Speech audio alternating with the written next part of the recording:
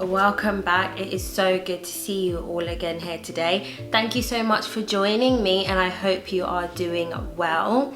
I am joined today by another one of my babies. Say hello to Bang! So for those of you who don't know, Bang is the Korean word for bread, and as you can see he's a slice of bread plushie, so that's where he got his name from. So today I'm going to be talking about accessible forms of mental health support. So a continuation of the video that I did previously that I'll link up here for you to see if you haven't seen it. I didn't want that video to get ridiculously long, so I just decided to break it down into kind of sections. So the first service that I want to talk about is called community counselling, and what community counselling is a kind of group of actual qualified certified counsellors who are operating as a charity to provide counselling services for people in East London. So you may hear that and go, oh Rashida, another East London service. I don't live in East London, and that's totally fine. If you go to their website, they actually have a list of accredited counsellors that operate outside of East London as well, but this service mainly operates in East London, and basically they provide affordable counsellors for you, which is super amazing. So initially I was told to make contact with this service by somebody at Together All. If you don't know what that is, that means you need to go and watch my last video about accessible mental health support. So I contacted them. I just rang the phone number and immediately spoke to someone, explained to them that I was told to contact them because I was feeling really low in mood. What they did is by the end of that week, so this was a Monday, by the Friday I was having an assessment. So I had this kind of 45-minute assessment where they just kind of went through questions with me about how I was feeling over the past, few months, and kind of just assessing my mood, what I was going through, what kind of help I felt I needed. So the way that it actually works is it is a pay what you can afford service. So they usually ask for kind of at least £10 per session, but they ask you what you can afford.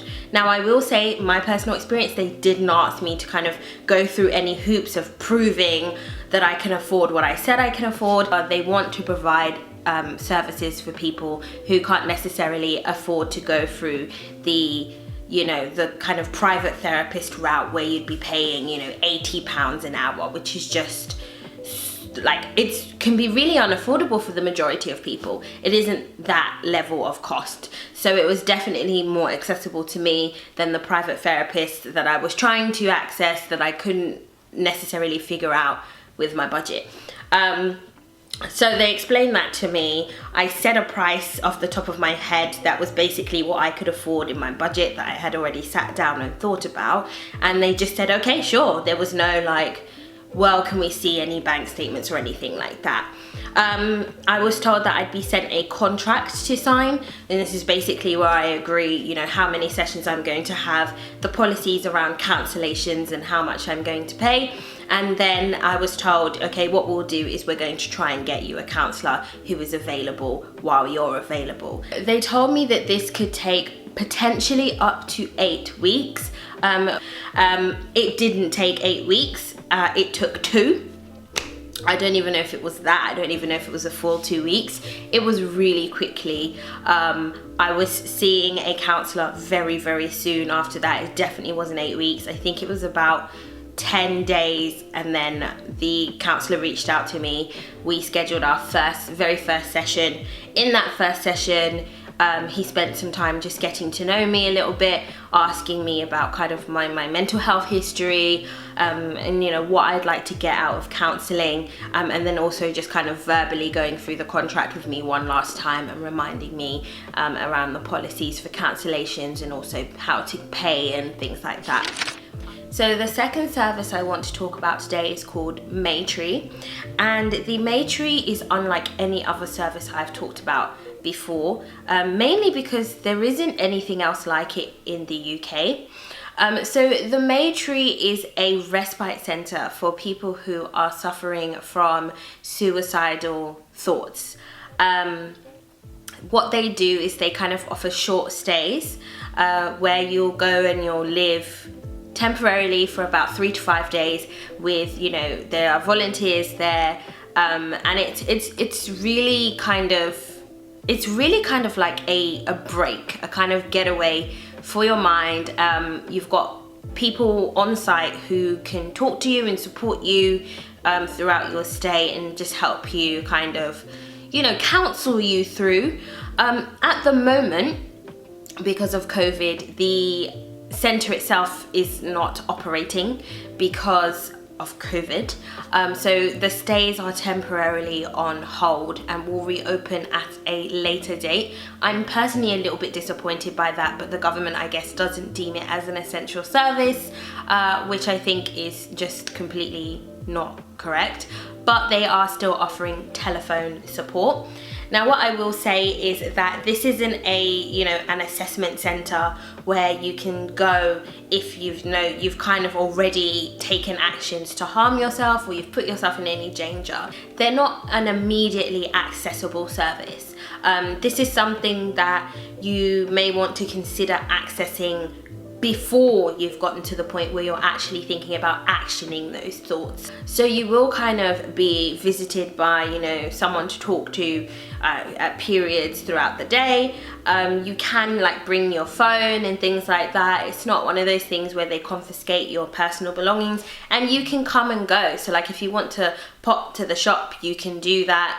You know, if you want to go shopping for the day or, you know, do something. I think all of this stuff sounds, you know, a little bit almost foreign because we're in lockdown in the UK, which means nobody's going out to restaurants or meeting friends or anything like that. But on a normal day when they are operating as normal, you can come and go. It isn't, you know, like you're locked in and you're on rehab. It's not a service where people throw you in there because you've tried to, you know, harm yourself. It's a place where you approach willingly. What you will do is you speak to somebody initially. You'll kind of have that assessment period where they just get to know you and what your struggles are, you know, and then you get to the point where you'll have a couple of calls before you say, actually, I do want to admit myself into this respite center for 5 days. So this resource that I want to talk to you about today is called Mindplan, and it is accessible online through the NHS. I think it's something that they've kind of either newly put in place or they've refined it and made it more relevant to things that are going on right now with coronavirus. Essentially, I'll put the link down below, but that will take you to a questionnaire where you answer some kind of very generic questions about your mental health. You know, things like how have you been feeling for the past few weeks, you know, very low in mood every day, happy all the time, that sort of thing. Asking you why you feel that you feel this way, and then what they do is they provide you with a plan, and this plan is full of different resources and things that you can do to kind of just help your mental health along. I don't think this is a service that would be potentially appropriate for somebody who is in danger at the moment, who is really, really low in mood, not getting out of bed, not brushing their teeth, feeling very suicidal, feeling very, you know, depressed and hopeless. I think this is more for somebody who's like, I'm usually quite a, you know, happy person, or I'm usually able to control my kind of mental health, but I'm not just here to talk about the extreme ends of the spectrum. I want to try and account and accommodate for people who are in all sorts of kind of situations. Right now, being on lockdown with no kind of clear end in sight is difficult. You may be someone who's never had any mental health issues at all, but you're finding yourself feeling really very low. So what I would recommend is definitely checking this out. I'll just give you an example of some of the things that they kind of suggested for me. So just 6 simple kind of ideas based on the answers that I gave. So here there's kind of like a relax your muscles and mind, and I think it's like a podcast. It's an exercise that will teach you how to relax and recognize when you feel, you know, anxious or tense. So yeah, that is a really good exercise. I think it's something that will probably be really good for me, especially in the coming weeks now that I have a lot of support in place. So, you know, definitely still useful. It's completely free and it's online, so it makes it really accessible. And I also will say that with a lot of these mental health services, it can get really, as I mentioned, it can get really draining.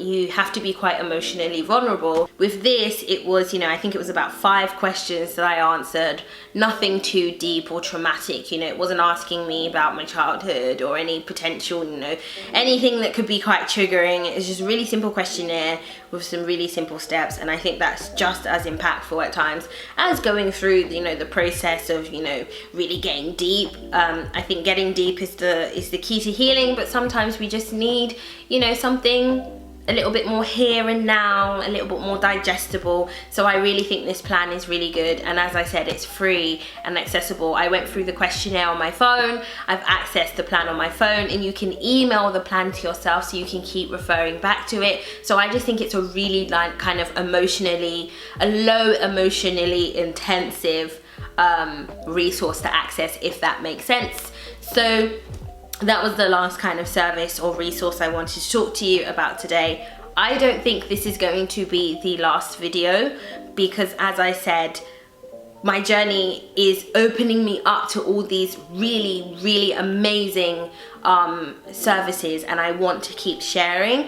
I already have a few more that I have found out about, and I've trialed some of these myself as well, which I really like because it means I can kind of give you my first-hand experience.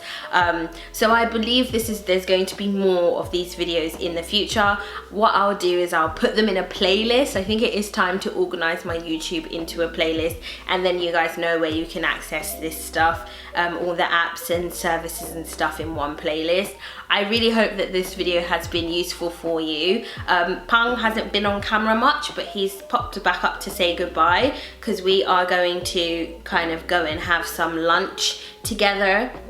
But he hopes you're doing well. I hope you're doing well. We both love you so much, and we hope to see you here again on our channel very, very soon. Goodbye.